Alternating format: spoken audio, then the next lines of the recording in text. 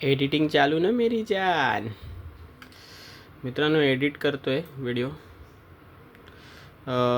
थोडा एडिट बाकी आहे. ॲक्च्युली केला आहे, थोडंफार बाकी आहे बघा. करतो तर आहे. पी सीवरती का करायला घेतला आहे, कारण का आता मोबाईल भरपूर हँग होतो. कारण का मोबाईल फक्त आपण शूटसाठी ठेवू आणि बघत जाऊ. जसं पी सीमध्ये होल जाईल ना तसं एडिट करत जाऊ आपण. ओके, सो एवढंच.